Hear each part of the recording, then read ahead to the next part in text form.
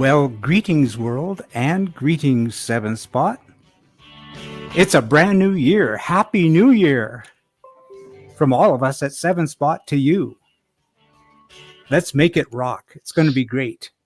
Now, we've got some guests here today. Want to bring them in? So first off, let's take me out of the picture, and we'll say hi to Northwest Kit Car John, not us, John. How are you doing today?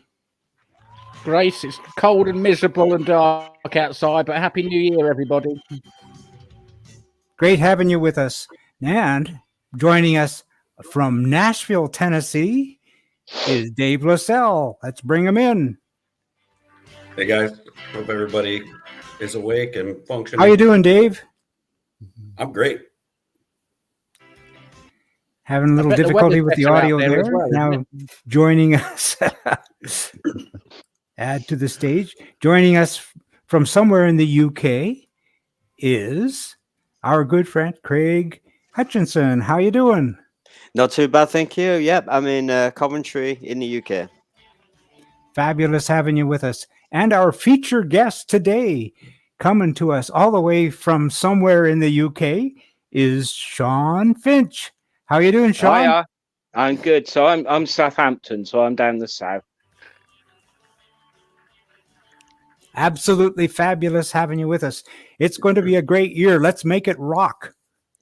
So we got some stuff to talk about. But first, how was your New Year's? Did you have a good time last night, guys? How'd you bring it in? Couple of beers and a packet Quietly, of cigarettes. John?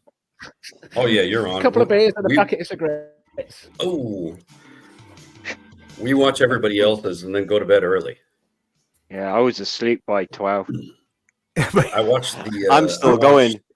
We're showing our aging. Yeah, I watched Australia, and then I watched London, and then that was enough. Well, I was up early, went to a car meet, so that's cool. That's really great. How about you, Craig? How did you do last night? To be honest, I started quite late actually. I've got 3 kids with learning difficulties, so I can't really get drunk overnight. So I'm making up for it tonight. The wife's giving me a couple of hours off. Wonderful, wonderful. A little bit of the hair of that dog. Personally, I can't. I'm a morning person. I'm up early anyway, just the way I am, and I just can't make it past about 10 o'clock is the outside range for me, and then I'm just done. So. Good morning. We got a lot to talk about, guys. Let's get into it. And he's searching for his add to the screen button. Cycle carts, they're a thing happening right now. What do you guys think of to find out? Do you like them or what? I saw Trevor I've seen to a couple, those guys. Yeah, No, go ahead, John. Yeah, I was going to say, we got a call coming in from Trevor Rolfe. Hang on a second, Trevor. Just 1 second. I'm going to put you into this. Hang in there, Trevor. I'm going to put you onto the screen. I didn't expect this to happen so quick, guys. Banners. I'm going to put a banner up here. It says it's a call-in show. Now I got to drag Trevor in. Well, that's the general idea of a call-in show, isn't it? Yeah, it is, but they can't hear you yet because I've got to open up that tab. Believe me, it's all. I can hear him. It's all fabulous and new to me. So, guys, just so you should know, Trevor is talking through Messenger, and I will be able to hear him, and the rest of the audience will be able to hear him, but you guys are not. So I'm going to have to be your interpreter. So, Trevor, how are you doing? Yeah, I'm doing all right. Can you get me in a different way? Well, you could always, I'll drag in a link. How's that? I'll send you a link. I can hear him. All right. Cheers for now. And we'll see you on the other side. One moment. Well, call-in shows are like that, guys. We'll stop while he's getting in the other way, I saw Trevor talking to those guys was it NEC? And I'll find a link to share with Trevor. Bear with me. So invite, copy, And I'll go up here and I'll go to Facebook and I will have a chat with Trevor Rolfe.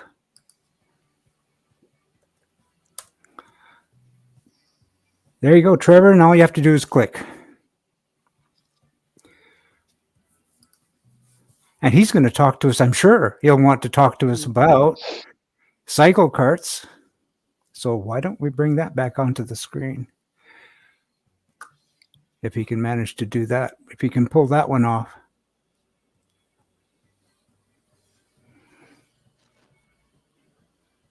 And I was going to say, I can see we've got some messages coming in already. Happy New Year from everyone. Happy That's New Year, everyone. From a Facebook. You can read off some of that stuff while I find out a way to bring this into our screen, John.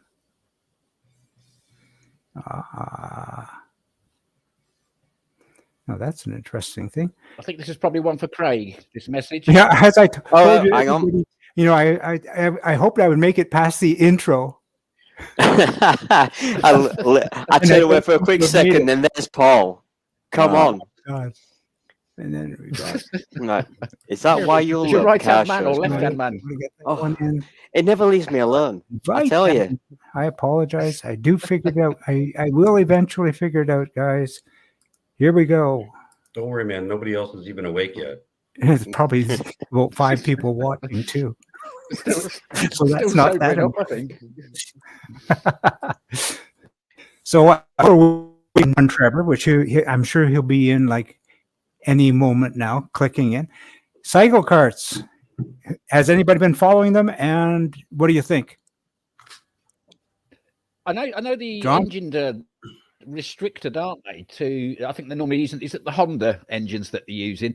All home builds as well. There's no. Let's talk about that. There's a kit manufacturer As I'm out reading there from that my does a show specific notes, cart. printed hastily, they have got a track of 1,000 millimeters, 64 wheelbase of horsepower, was it? 1675, engine of 6.5 horsepower. It has to be a Honda. Or it could be an electric, 48 volt, 3 kilowatt, or up to a 5 kilowatt peak, 17-inch wheels, transmission by a Comet centrifugal clutch, variable transmission by way of chain drive. The suspension is going to be coal cart, and the weight between 100 and 125 kilograms. In a perfect world, guys, and if you were in charge, what rule changes would you like to see? Or what rule changes would you install? Put a V8 in them. I think that might affect the cost. Well, I'm looking at the V8 in one there, and I mean it's reminiscent of what you could do with the 7. I mean, you look at it; it could have a space frame, a nice, tidy little one, and it could, in my way of thinking, with a nice bike engine at the back, it would be very cool. A friend of mine's built a 7 rat rod, and it's not that much smaller than those. Those aren't much smaller than his rat rod. Oh yeah, I mean that's a road car, but on a 7 chassis. Yeah. Cool. So my background is karting. I spent years karting. Horsepower anyway. So the engine they're using is used a lot in karting. It's the GX 200. Which is used all over karting. But your original question of what would you do? Yeah. Number one I would do is put a price limit on, because every single form of motorsport will just go through the roof in price. Oh yeah. Make it all this is a hypothetical. This is a for fun thing. Yeah. This is. But it won't stay that way. Listen to any of the rule changes that I would like to install anyway. So someone would come in with money, blow everyone else away, and then the only way anyone would compete is with money. Oh yeah, that is all motorsport. It's just over and over. It's like what MK have done with the Cup 200, because that you're limited to the power. Each ECU is locked. Yeah. It's not about how much money you throw at it. It's about the driver. Yeah, absolutely. Well, I don't know if the cycle car. A little bit of an internet situation here, guys. John, if you'll carry on this conversation, I have to do a reboot here from my end, and bring in another Okay. instance of StreamYard, because I've just frozen. That sucks. Chrome. I'm going to get a new page.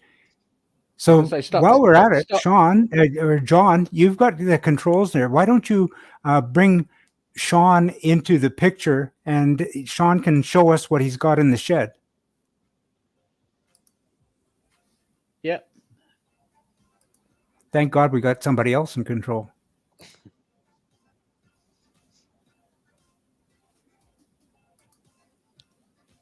Oh, there he is. There you go, Sean. I brought you in on solo. I brought you in on solo now, so you're the main screen. So tell us what you've been doing, because I've had a look at your Facebook site and your YouTube page. I know you're building something special in the garage, which you want to do 200 mile an hour in that. But it's not your first. It's not your first car, is it? So talk us through what you've been up to. No, so I've got an Exo booster at the moment that I built probably about 4 years ago now. It was like tail end of COVID. So that was a kit car. But I suppose one of the more basic kit cars, like it didn't even actually come with instructions to build the thing. I wouldn't. It is a brilliant car. It's a Mevy car that I don't think Mr. Mevy ever developed, and it seems to have been passed around a bit. There's very, very few of them. I only know of about 5 in the UK.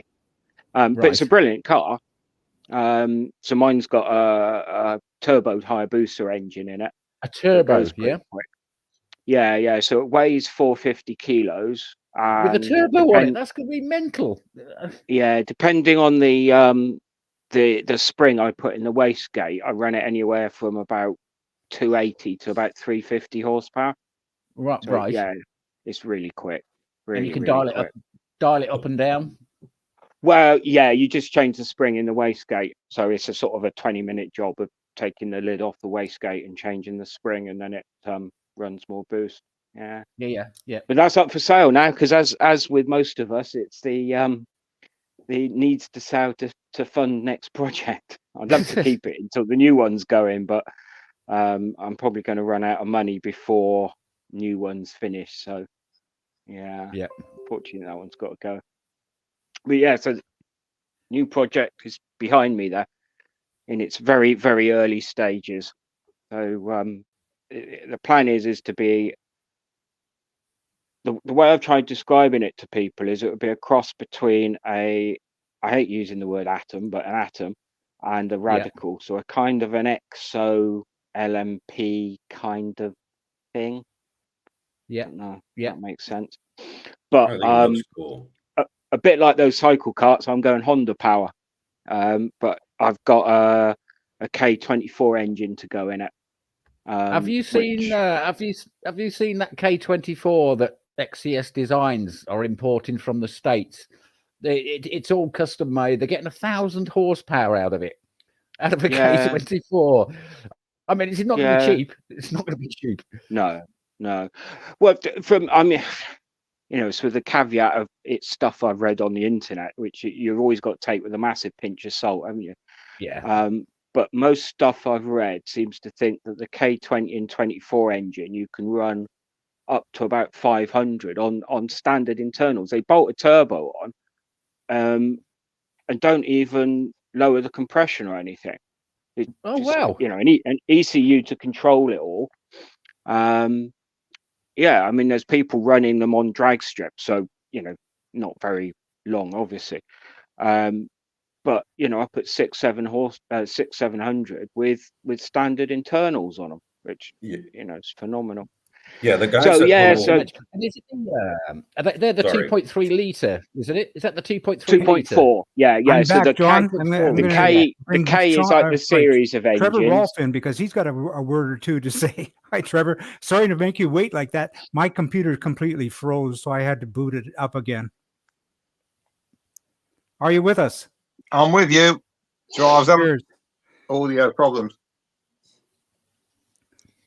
So, welcome to the show. such as it is. How are you doing, Sean and Trevor? The discussion we're having at the moment is concerning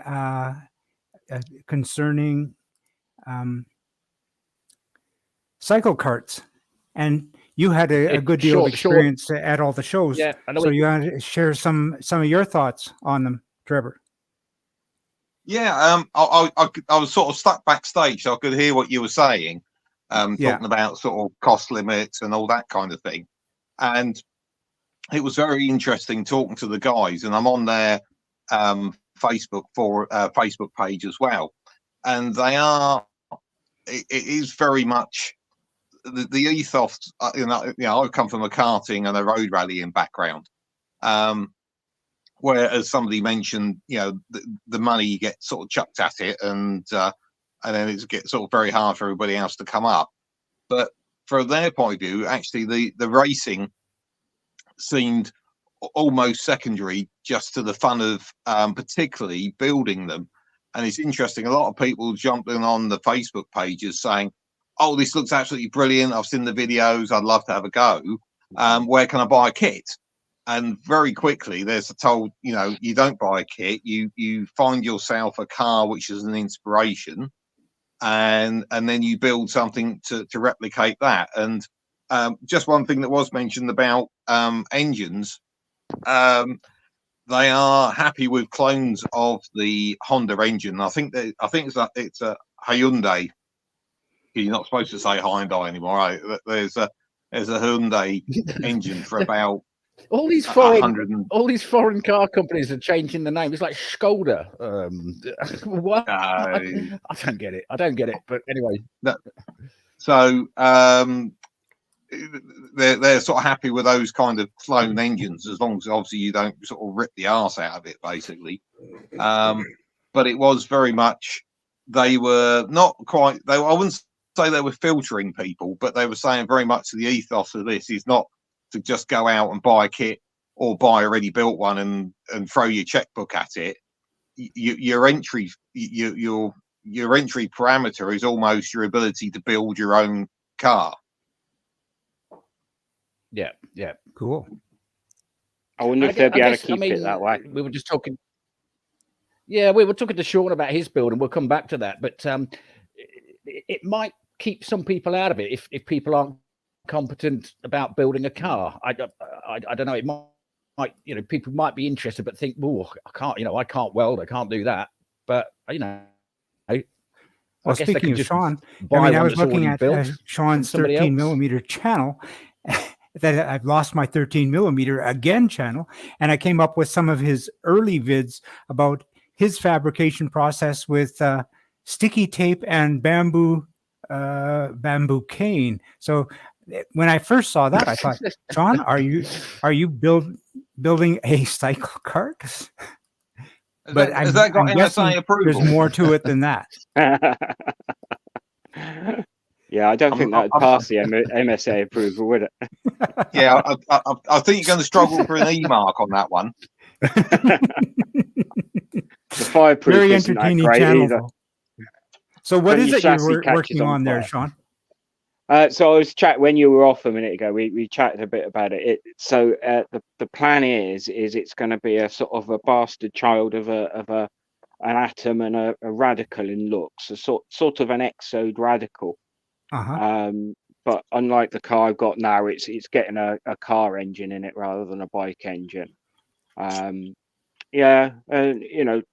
Much the same sort of aims with it, really. It's just that's the K24. That's right. Yeah. So the 24 bit means 2.4 litre, and there's a K20 they use quite a lot, which is what's in the Atom actually, which is a 2 litre car. But they're more or less the same. It's just a stroked version. So, yeah.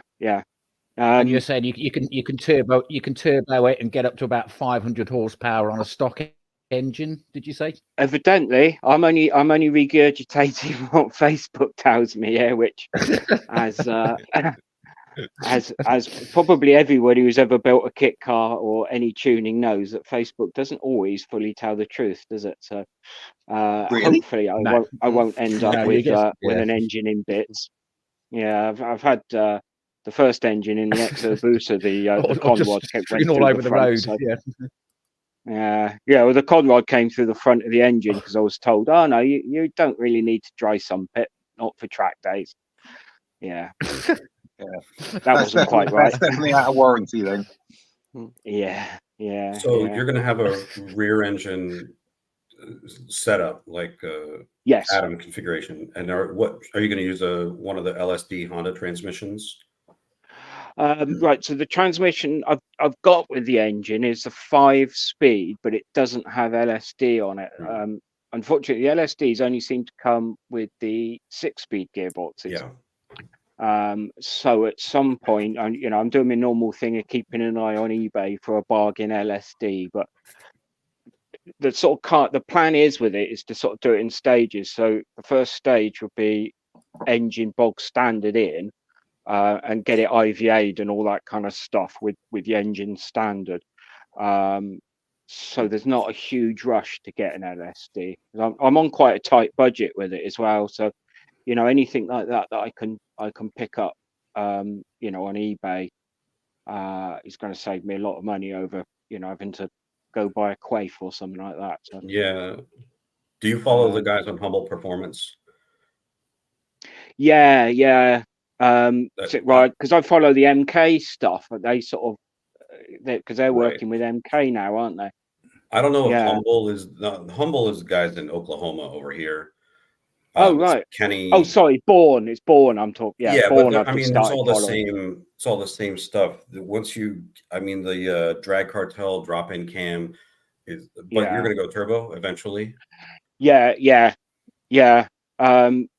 I don't know. Normally aspirated, it's all fine, but you spend a lot more money to get to the same point than just throwing a turbo at it, don't you? Yeah. For a long time, I had an Evo, and I just happened to have an Evo turbo in a box just down to my left. So it would be rude not to put it in something, wouldn't it? Really? Yeah, because getting even the smallest turbos that work well are still, even to build an eBay kit, it's still $2,500. I think it's the lowest. Well, I'll be building most of it myself. I'm gonna adapt what the standard stuff, and build as much of it as I possibly can. Really, I do the exhaust and all that kind of stuff, and kind of as much as I can fabricate myself as possible. Really. Yeah, I'm really interested. I of course I love your channel. We had a question come in. Oh yeah, about body work. Yeah, we've had a question come in as well about from another Facebook user. What body work will you use? I mean, presumably there won't be much because it's going to be exoskeleton, but no, it's all going to be very experimental, really, isn't it? So it's going to be what I think what is probably, maybe I'm set up a whole new thing here, calling it semi-exo, because it's going to need some body work. But yeah, so the body work is going to be fairly basic, but it might have additional bits and bobs on it to try and get the high speed that will then just come off. That's kind of a one-off thing. It's on my bucket list. This whole project is trying to tick two things off my bucket list in one go. So it's going to be a little bit like a Frankenstein's monster. Then you're going to have a little bit from this, a little bit from that. Well, it'll all be made in here, but ideas and stuff, from everywhere, really. Have you seen the LMP Beetle on Grassroots Motorsports? No, I've not seen that. It's blue. I mean, they put a Subaru engine in the back of it, but I'm wondering if yours will look similar, except with no top. Yeah, it's going to have no roof or anything. No roof, no screen. No screen makes IVAs a lot easier, because then you don't have to have heaters and windscreen wipers and washers and all that kind of stuff. When I got the Exo Booster IVA, Yeah, we spent half the time having a cup of coffee because after the chapters were just like, oh, don't do that, don't do that, don't do that. It made it much easier than most cars, I think. so cool, Sean. I'm looking forward to doing this. It's the same on our MK. We've just got a fly screen with you nothing else. On a complete live stream, and we can do a walk around. But thanks very much for sharing some time and tell us in principle what you're planning to do. That's my pleasure. And just to sort of point out that if anyone is interested on my channel, I guess you'll put a link on here somewhere. I absolutely will. Yeah, which is kind of got a build diary. I'm at the moment I'm updating it quite quickly because I've had a fair bit of time in here over Christmas, but it'll probably be like a weekly thing, I think, as it sort of goes along. Well, that is so cool. Yeah. So what is your channel called? We're contemplating these things. Why don't we just take a break and go to a commercial break, shall we? Let's bring in. We've got sponsors. Oh yeah, we're big time now. Yeah, we pay them. Yeah, that's right. Have we not fully worked out the transaction process? So what we've got now is a commercial from the good people at Mini Kits and from next year from in the summer. So anybody Kit Fest, a mini kit or anything like that, give me a shout on the page. Do we get subtitles?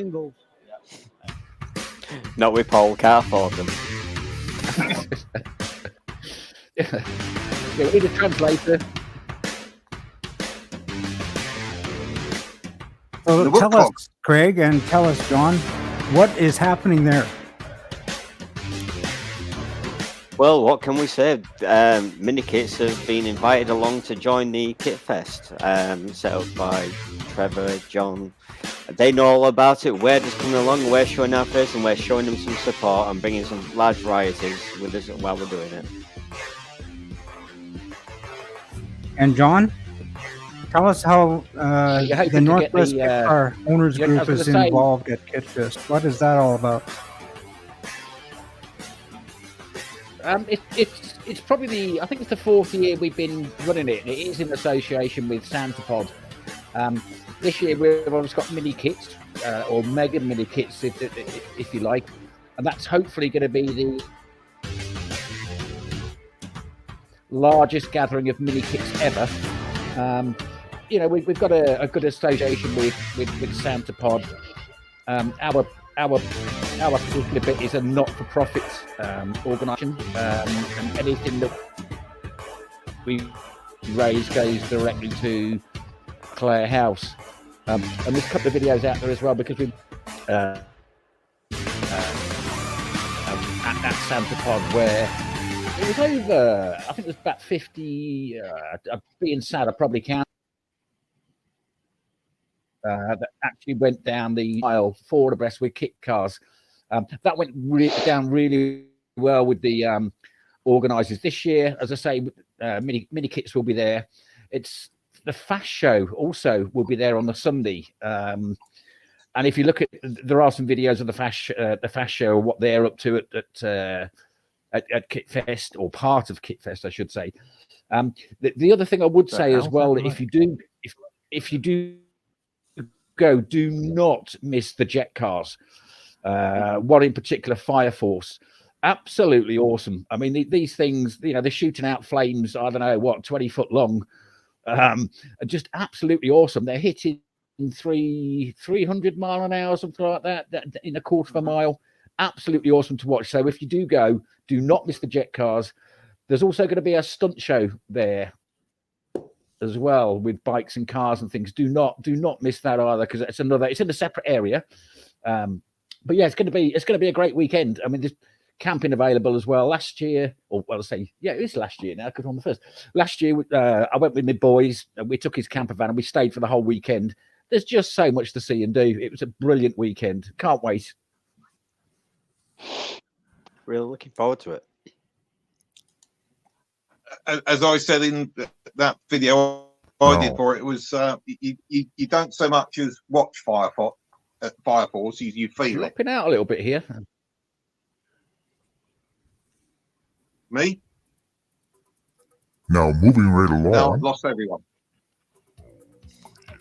A feature of 7 Spot I was going to say, is Name That Kit Car.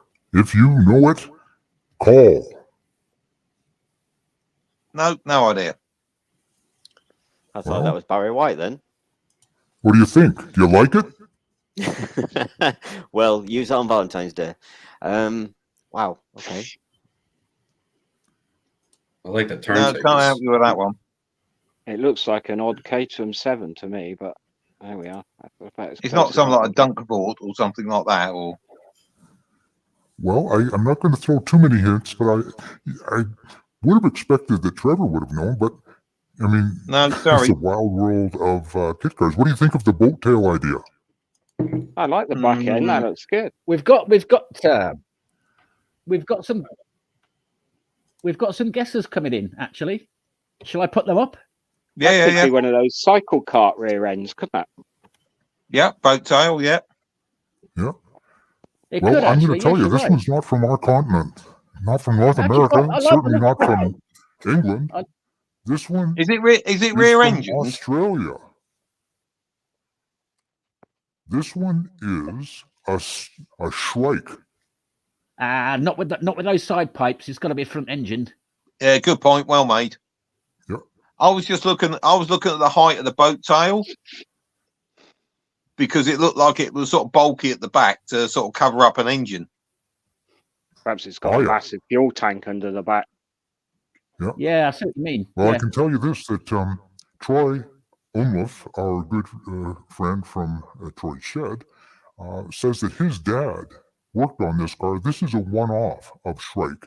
This is one of one, and it's a cruiser. It's not light.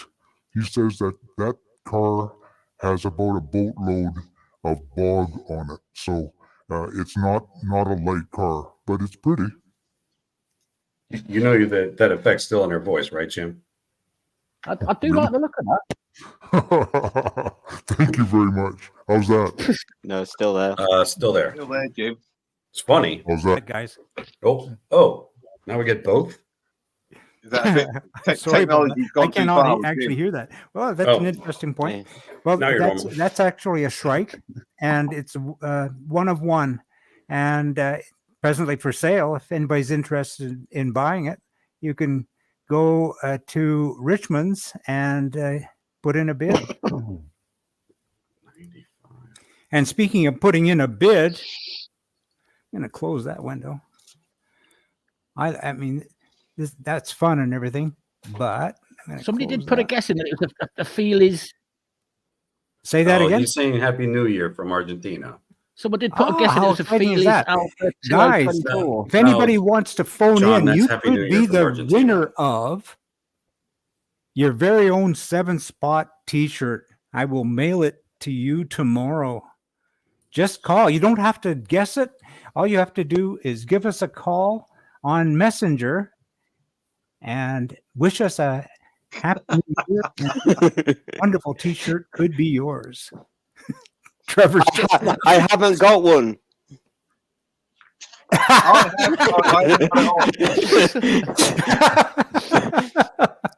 It's been seen around the block a bit, hasn't it? Mine seems. Yeah. Yeah, you're not wearing your t-shirt today, Trevor. No. I can go and get it if you want. I can change, but it's not a pretty sight. So no worries. Yeah, no. We don't want closing down. That's too much like the hair of the dog. So what's that you had to say, I was going to say, yeah. I just basically said we don't. Yeah, I just don't want this channel being shut down with the sight of having people getting changed on camera. That's right. I've already had a strike. I had a strike. I went to a Facebook public group 2 days ago, and it was for a replica kit cars, and so I put a post up of a picture of my car, and I posted it as a replica of a Lotus 7. I immediately got a strike notification from the good people at the with the G behind their name, and indicating that I was getting a strike for trademark misrepresentation. And What? So I put in a request to have that reversed, and happily, they've reversed their position on it today. So this is more of the world that we live in. That's pretty quick. I don't even know who you're talking about. But you don't have to stay in here. And was that just because you mentioned Lotus 7? It's ridiculous. But it was Lotus 7 replica, and even in the post I put on there, I mean, it said it's a replica Facebook page. It's like totally bizarre. So I immediately canceled my my membership on that group because I'm not going back there for any reason whatsoever. So we're coming up to our final part of the show, guys. It's time. Folks, call in for this too. Tell us about the ones you foolishly sold, smashed, had stolen, given up in a divorce settlement. Tell us about the cars that you've dearly lost. I'll start. Alas, poor Morris. I miss him so much. I drove him well. My 1959 MGA. I'm so sad and broken up. It's been years and I just can't get over it. I loved him so much. What happened to that? Did you just cut it sell up, made it into a Lotus 7? Or so is there any of your vehicles that you miss, guys? I missed several financially. Yeah. Good point. Mark, do you have the knack of selling them at minimum price as well, do you? Yeah. Mark 2 Escort 2-door. Oh, yeah. I broke for spares about 6 Capris, most of which I paid less than £100 for. Yeah. Probably now the Sierra that I broke for the Robin Hood, that's now probably worth more than what the Robin Hood is. Yeah. Shall I go on? The Fords are horrendous in price, aren't they? My great uncle owned a Tucker. How about you, Sean? Is there any cars that you've let slip through your fingers that you wish you had back? I once. Well, obviously, my first Mini that ended up in a ditch. I suppose that's got to be one, but that got cut in half and carried to the local tip. But my back is more motorbikes, really. I used to race motorbikes, and at one point I had a TZ250E GP spec bike. That'd be nice to have again. I couldn't ride it. I'm far too big to even get on it now, but it'd make a nice ornament in the lounge. Going around the table, how about you, John? How about the car, an AK? Do you miss the fact that you never quite got it? I once had a.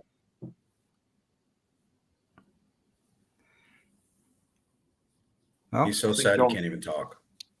John nearly bought an AK. An AK Cobra. I would have loved an AK Cobra. But his ex thought it would be better to have a conservatory. And she decided. Do you miss that, are you happy with the MK? Conservatory, yeah. So that was the end of that. I did have a years. And you've gone completely quiet there, John. The MK at the moment, I'd never sell it. Yeah, I'd never sell mine either. Sell it. How about you, Craig? You just you had a kit car that you no longer have. You missed that one? 33, 1 point. Yep, I'll just let John finish. Tell us about that. Yeah, I had an Alpha 33. John, what part of the world you're in? You seem to be on time delay. Yeah, he's got a bit of a lag there too. I see. John, I'm gonna ask that we just step in with Craig. Tell us about your song or your story of lament. Yeah. Well, okay, if you're okay with that, John. Yeah, basically, I used to own the prototype for the Bobcat Onyx by David Golightly. basically, it was on show at Stoneleigh many years ago. I found it in Grimsby in a very, very bad state. Brought it home, restored her, got her to a better spec than what she originally was. So I sorted out all the issues that there originally was. I had it for a couple of years. I'd love it back if I could. I know it's been up for sale a couple of times. It's been was it on the bidding side of things. When I sold it, went to a museum, but if I could have it back, I would. The reason I sold it was my daughter had to have major operation, which the NHS would not cover, so we had to go for private. So when we sold it, the money for that actually paid for towards our operation, medical bills. But no, it's just like if I had a picture in front of me to show you it all, I would do. But it's very, very well missed, and we did make a lot of memories while we were there. The kids loved it as well. Yeah, I can hear it. It's a true story for you. Dave, you're sitting in the weeds. What's happening with you? Your stories of lament. Which cars would you wish you had back? And why? I mean, I haven't had anything that's great, but apparently my great uncle owned a Tucker. It was like chassis number 46 or something. Wow. And it was sold out of the family. You know, at some point it was sold because nobody was going to keep it running.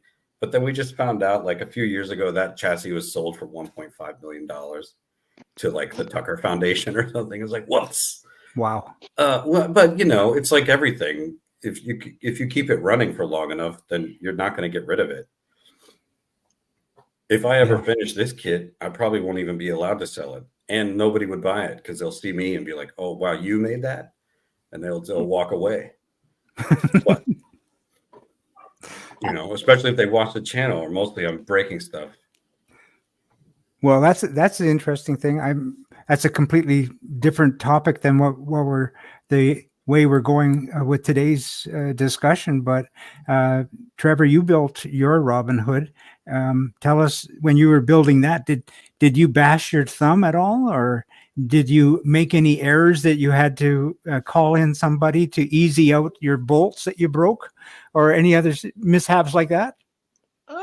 I can't remember anything too spectacular like that. I did get a little bit of help with the electrics because my neighbour's an electrician, so he was able to put on much better connectors and that kind of thing. And he also did the layout for some of these big manufacturing machines. So he was used to laying out sort of electrics around a machine. So he was very much on the side of that. I'd labelled the loom up, so it made life a lot easier. But apart from that, no, I can't think. The main thing that there's two things that occur as you towards the end of a Robin Hood build. One is your right wrist starts to reduce to its normal size because the number of times that you've used a pop riveter to put the thing together. I forgot about that. And the other thing is the tendonitis. You got it. And the other thing is all the cuts on your arms from the sharp edges on the stainless steel, they all start to heal up as well. Oh my God, is yours a stainless steel? Is the 2B a stainless steel? Yeah, it's a mild steel chassis with a stainless bodywork. Oh God. So yeah, and the edges, because that's just like stainless steel bodywork option. Yeah. Yeah.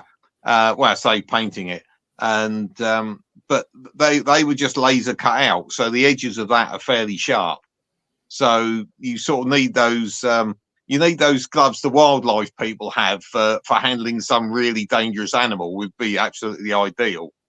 So they're the main 2 points with the build of Robin Hood. You know you're coming to completion. Amazing. Yeah, that's an interesting point of view, or point, you know, the point where you're getting near completion. I remember the euphoria that I myself and my kids had when we were starting the build. And then as my kids eventually found girlfriends and started doing their own thing more than they were spending time in the shed, I was building away, and towards the end, it just felt like my feet were in clay and not really moving forward. But thank God Wendy was with me, and she just said, just do a little bit, you know, And then eventually you'll see that little dot of light at the end of the tunnel. She was right. The closer you get to the end, the further it seems like you are away from it. The one moment I always remember was, and you get these steps, don't you, of getting it on its wheels, getting it started, getting it driving. There's all those steps. The one I always remember is the engine start, because I got it wheeled out of the garage. Yeah. And I think it must have been during the summer holidays, because the sort of neighborhood kids and my kids were lurking around. It's like, oh, it's going to start for the first time. And I think I was jump starting it off my company car or something like that. And I'd gone through loads of things. I couldn't get it to fire. And obviously kids with their attention span, they all gradually drifted away.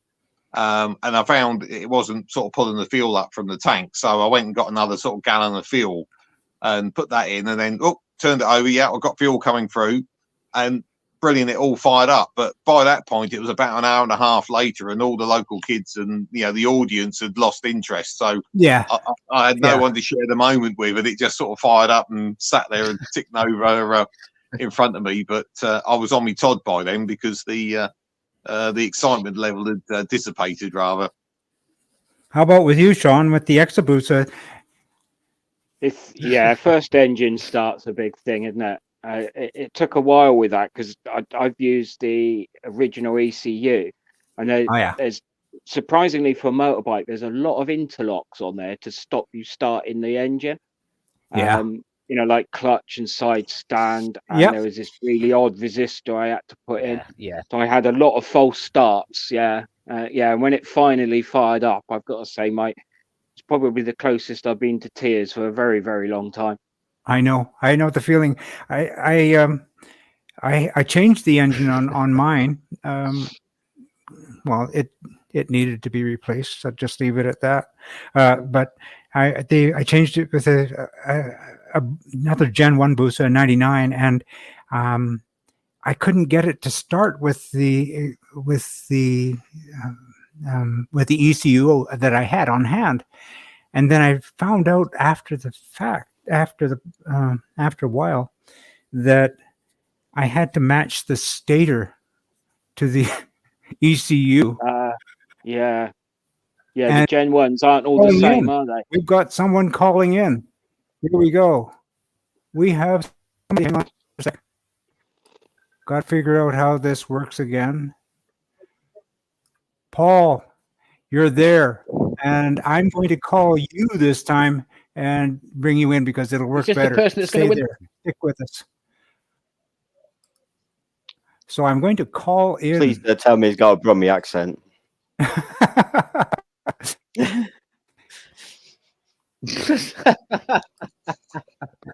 We won't understand him. That works.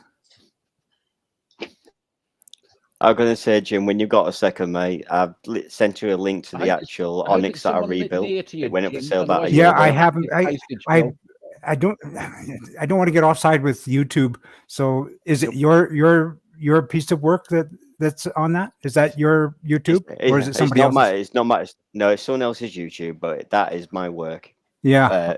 Okay, then I will find a way I can try to play it. And I got to drag. Oh yeah, keep on having to learn these new tricks with this new interface. And being that Paul is technically as proficient as I am, we will see if I can bring this in. Share screen and Facebook, and now bring in Paul. Hang on a sec. I got to dial him up. 1, 2, 3. And we are dialing him up. We get subtitles. Hi there, Paul. Hang on a sec. I'm about to bring you into the screen. Need a translator. Need a translator. Yeah. Is it going to be like the BBC News? Never don't laugh. Doing the sign language. Eventually, you'll be as old as I am. Close, yeah, I can imagine it. Oh, what's happened there? I got it. I don't. Oh, well, that's Jim's bank account. You won't find much there, guys. Sorry. I'm going to say, guys, just failing me, and it's me who's doing the failing part here. It's not Paul. Yeah.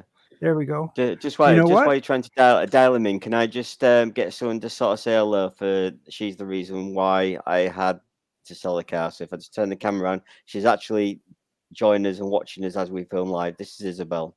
Yeah, Hello, go for Isabel. Hi, Isabel. Hi, Isabel.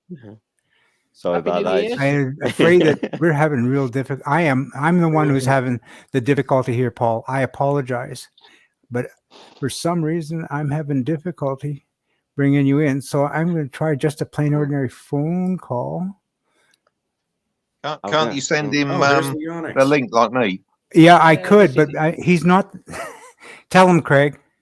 Yeah, Paul's not very technically minded. When you turn around to him and say, turn it off for 2 minutes and turn it back on, he's got to count on his fingers to 21 before he can actually figure out what you're on about. I am so sorry, Paul. I don't know why I can't bring you into this call. It's really a drag. And, you know, I apologize here. I'm just going to have to find a different way of doing this. It's too bad. We had the technology down last week, but it's just for some reason the gods have been not aligned with this show, guys. I am sorry. And I'm sorry to you, Paul. I apologize. It's the new year starts. Yeah, well, as I said, you know, you got your New Year's resolutions, and then you take 2 aspirins and you hope for the best. Let's try the old fashioned. fashioned. See me in 2 weeks. Yeah, let's just try the old fashioned way. Yeah. Yeah, Craig, just call him and stick his. Yeah, that's what I'm going to do. I'm just going to stick him near the microphone. That'll work. Ah, perfect. I say, I don't know if he's still got one of those where he holds one up to his ear and then one up to his mouth and taps it a couple of times. But just so he holds the right one in the right place, yeah. Okay, let's try this. Has he got one of the ones where you wind it up on the handle on the side? Yeah, well, the only wind up is him. Oh, here we go. Hello, Craig. Hello, before you swear you're alive on TV, right? So I've had to do it basic, that's all, because since you don't know how to turn anything on. Right. I couldn't talk. You couldn't talk. All right. Okay. It wasn't his fault. Right. Are you still watching online to see what they're talking, or do you want to pass the message back to you? No, hang on a bit. Okay. I've got all high tech. I've got an iPad and everything now, you A know. what? Yeah, an iPad. A iPad? An iPad. Oh, right. Yeah. Okay. Yeah, it comes after X. Yeah. I bought the son one as well.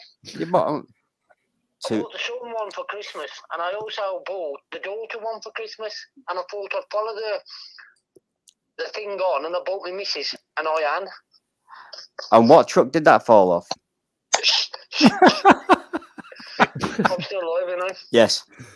Oh. How old is these Christmas crackers? How old are your Christmas crackers? It says. Oh no, yeah. Bloody hell. Hang on. Right. I'm out of fingers. I told you he counts to 21. I've only got 22 fingers. Oh, mate. This is. Can you guys hear him okay on the channel? Yeah. Oh yeah, it sounds great, man. It's hilarious. I can't understand him, but we can hear him. I'll translate. My wife's from Newfoundland. I go down by the bay. We'll be all right. We're trying to get on the boat together. You reckon that could be? Well, if you put one on live stream and then keep it on the phone, you're slightly delayed on your iPad. Yeah, hang on then. Just for fun, I'm going to send him an invitation and see what happens. Password. What, StreamYard? Craig. Yeah. Oh my God. Craig will have to talk him through. Hang on a bit of a minute. That's cruel. That's cruel. I'm a mechanic. I can't do 2 things at once. Watch this. He'll be feeling the terror right now. I just sent him a link. Tell him to click that. I'll have to watch it on catch up so I can hear everything you lot are saying about me. Watch this. It's okay. We've got a few minutes to delay to actually turn off the stream before he gets there.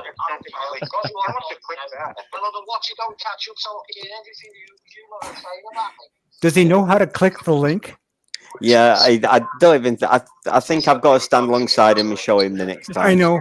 I mean, from the NEC, he was bragging about learning how to use the microphone. He was actually talking into a teacup. Does he know how to click the link?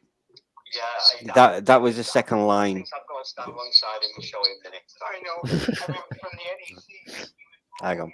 It was working great. That's a hell of an echo. I'm in the conservatory, that's why. Oh, okay. If you want to ask him a question, then he'll answer in about 3 minutes afterwards. Is Birmingham still on dial-up? Right. Okay, if you want to ask him a question, then he'll answer in about 3 minutes afterwards. Wow. Is Birmingham still on dial-up? Oh my God. You can answer. There's now, a little Paul. bit of lag. Yeah. He doesn't dare click that He link, does wanted he? the longer answer than just yeah, Paul. You can answer it. Is he singing? No, he's listening to his own voice. He's excited right now. He's found someone who talks his own language. Well, he's having a conversation with himself. He just doesn't realise it. Right, what I'm gonna do is just put your iPad on pause a second, and I'll try this. Tell me when you're This done is it. YouTube gold. When he's talking, No to himself, kidding. does he understand himself? I'll get another hold you strike now. right So after you this can show. actually have a YouTube will send me microphone of another your own notice. and an earpiece. How about that? That sounds free. That's cool, that is. Does that mean I got to use me 12 fingers? Close enough. Wow, this is unbelievable. What did you do, Paul? Craig? I literally put the phone is actually in my ear hole, so he can hear you, and the microphone's in front of the actual phone. So high tech. Right. If you want to, You sure your wife's not from Newfoundland too? Yeah, just interview Paul while we still got him, because his yogurt pot's about to extend and the string's about to snap. Oh, you're being the interpreter here. Has he bought any new kits recently? Can't hear anything, sorry. Oh. I tell you, it's ridiculous. It's because you're going through the wrong ear now. Right, try again. Trevor, do you want to repeat yourself? Yeah. Has he bought any new mini bass kits recently? No, unfortunately. It's working. It is working.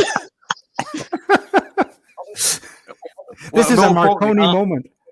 Are there any ones that he doesn't own?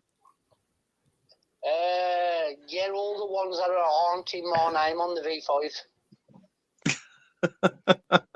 There can't be that many left. There's a couple I'd like to own, but they're far and few between now to come to find one at the right money. I would absolutely love an ogle. Ask Paul about the Nota Fang that he drove. Oh, that was many years ago. Many years ago. It was a UK one as well. It was a UK Fang. That was. I will try and find a photo of it. I'm sure I've got a photo of it somewhere. What's he up to I now? will try and dig it out. Well, Paul, you'll be telling everybody about this big thing you got going on at the Practical Classics show. Yes. Can't hear. Yes. Go on. I am. Yes. Well, oh, for God's sake, be the interpreter for us, Craig. Right. Okay. Paul, he wants to know about the restoration show at the NEC. Yam, yam, yow, orange chips. But what we got planned for the restoration show is we're going to we get got a brand new fiberglass mini pickup shell rolling. That's the one part we're doing. And I'm actually bringing orange chips with me. So if anybody would like to turn up and have an orange chip, that will be cold. We got no electricity because the electricity's extortionate at the NEC, might I add. Then welcome to one. Unbelievable. Did that come through clear enough to you guys? Yeah. That was Are you fabulous. I looking turned for- the are you gain looking way for up people at to this end, donate so that parts? was fabulous. Somehow that you guys are amazing. Saved the show. So this is amazing. So I guess are we starting the year off right or wrong, or how's it going for you? For me,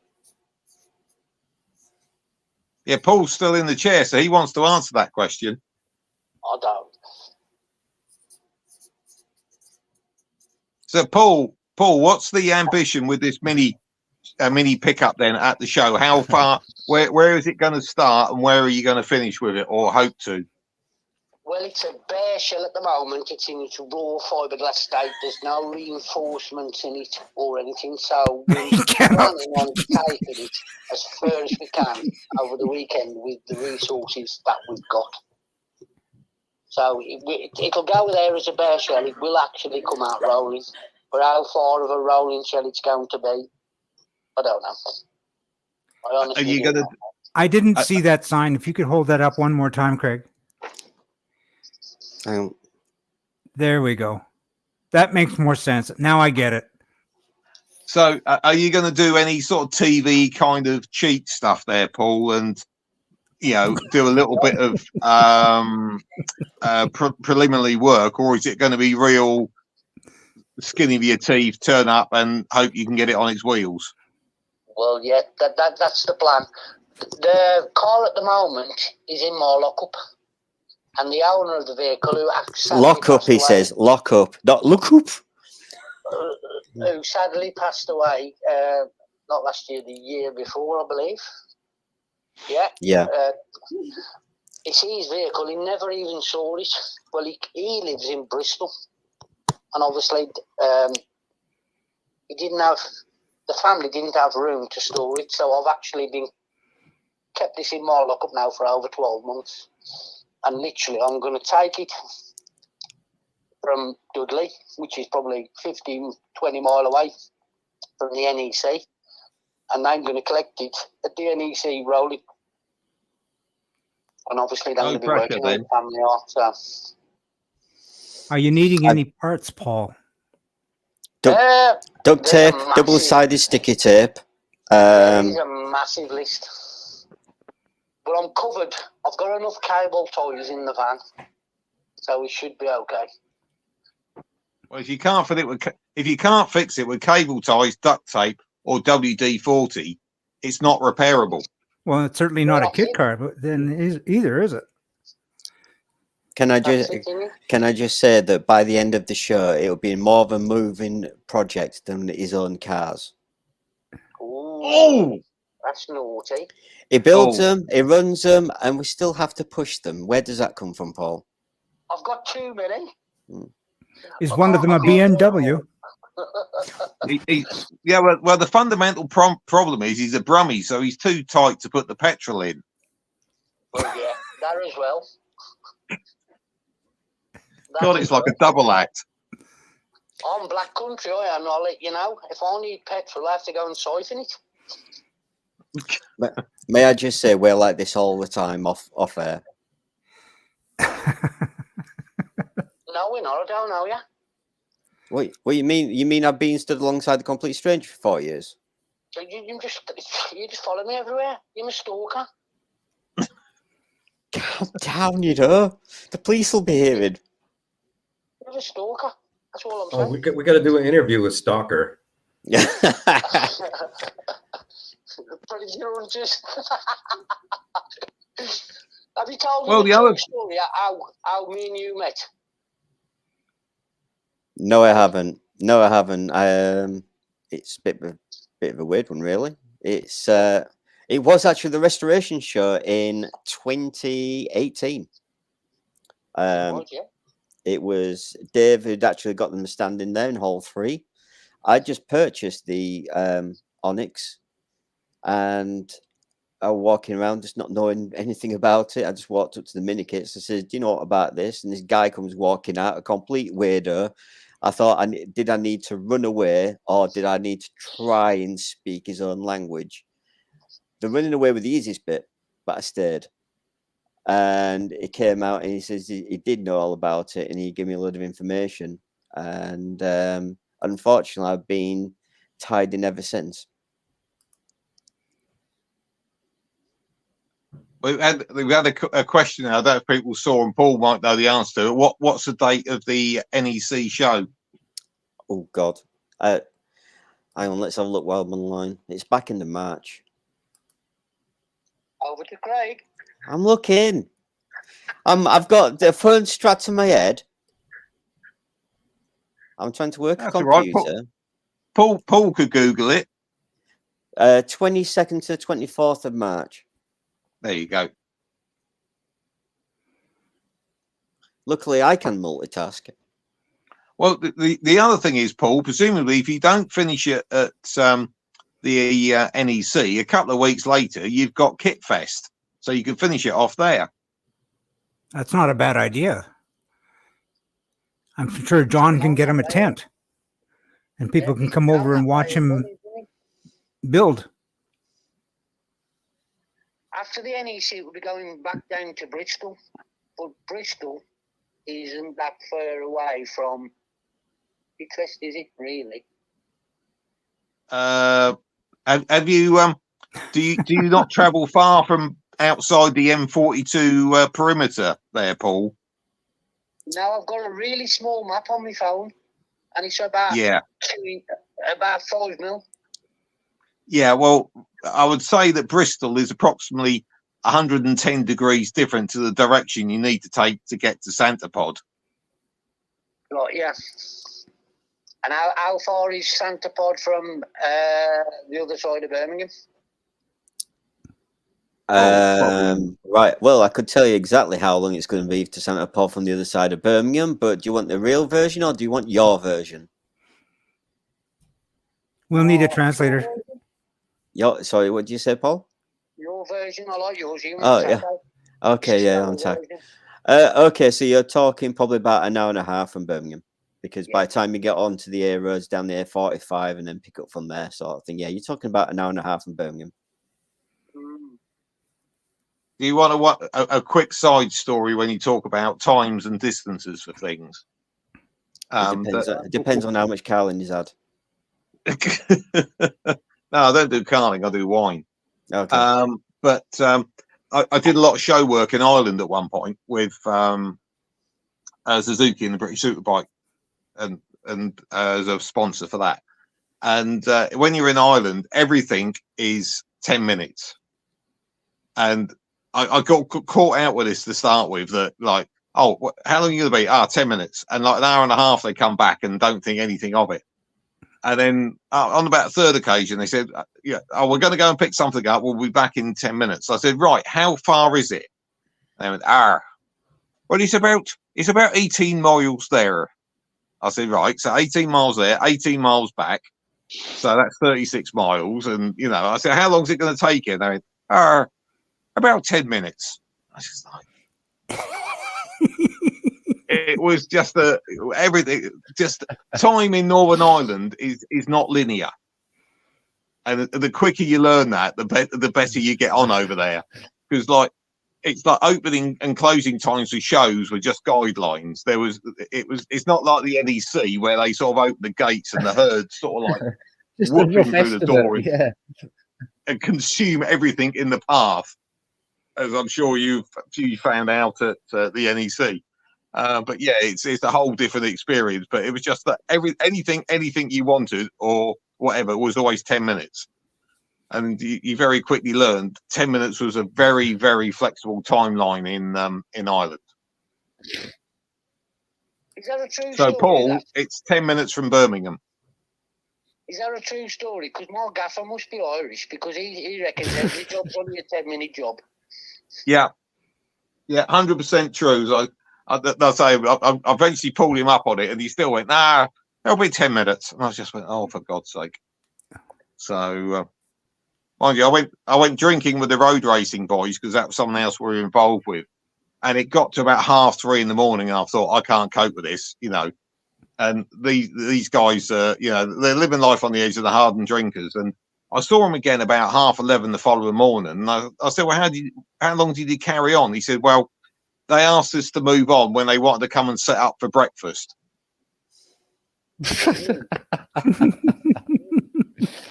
So yeah, it was a slightly different world over there. I miss it. I had some fantastic times over there. But yeah, they had a similar time and distance relationship to the world that, by the sound of it, Paul has.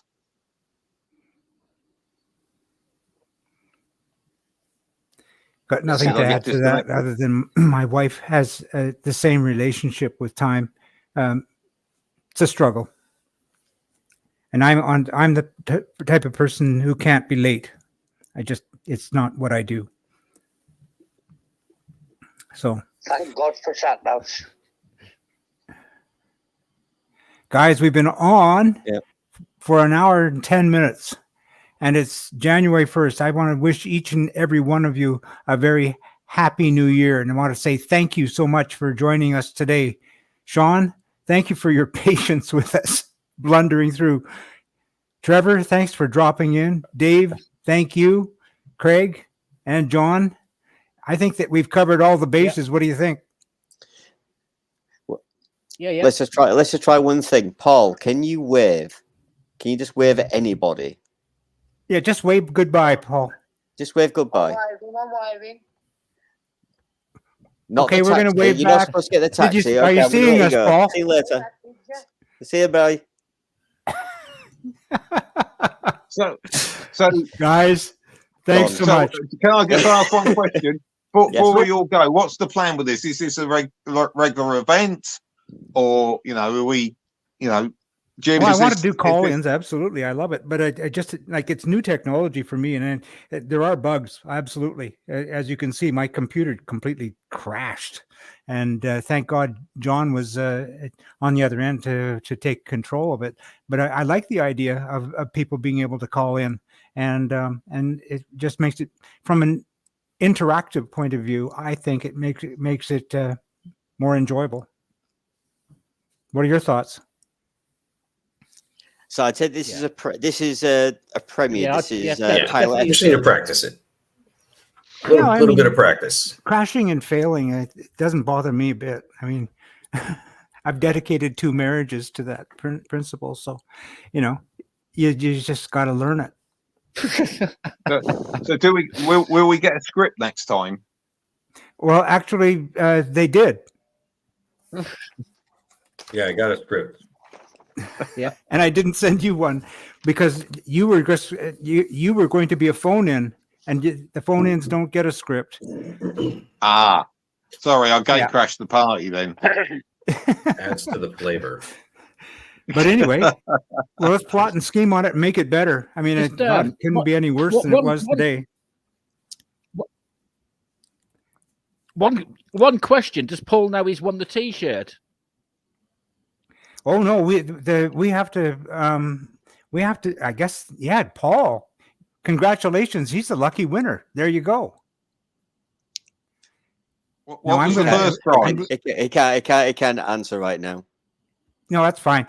I'll send him a text and tell him all he has to do is send me his address, and he'll be the lucky recipient of a brand new, unworn, extra large 7-spot T-shirt that he can wear with pride. Well, while we're online, I've been wanting to get up to him for Christmas, and I haven't. I've actually got my Christmas present to wear at the restoration show, and it's very basic. It doesn't take a lot to use, so hang on 1 second. Okay, I'm ready. Mankini. As long as he keeps his clothes on, we're fine.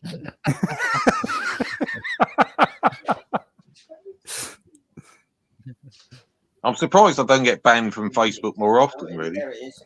Found it. It is. It's a mankini. Okay. Right, I'm back. Sorry about that. He can't see this. He can't see this, though, so he won't know, will he? I think he's gone back onto the YouTube loob.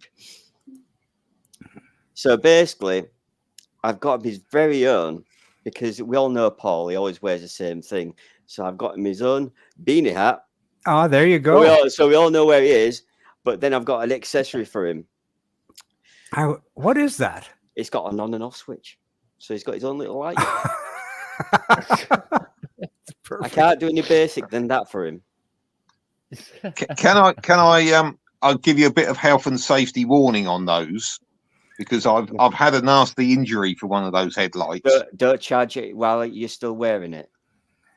No, worse than that was that I was at a race meeting somewhere or whatever, and someone had lent one to me, and it was the first time I wore one, and I found they were brilliant. But I was also very good at shining them in people's faces. Eventually, somebody turned around. Let me interrupt. Sean just sent me a text saying, "Big fire, gotta go." Thanks, Sean. Okay, thanks for being with us today. Take care, pal. And there was this, I was sort of chatting to people, and I kept blinding them with this torch. And eventually, somebody turned around and said, "Trev." So Cheers, I turned around. Sean, thanks very much for being with us today. Cheers, Sean. Cheers. See ya. Bye. All right. Care, Bye. pal. Thanks for being so patient with us. Bye now. And I went, "Oh, Trev." So I turned around, and they pulled the torch off my forehead and let go of it, and it smacked me right there. At which point, I decided that wearing the head torch probably wasn't such a good idea. So you know, just make him aware there can be dangers to wearing those kind of things. Yeah, Trevor, you're giving Craig ideas now. Oh, he's probably filled it with itching powder anyway. No, I don't go that bad. Come on. I'm supposed to get on with the guy.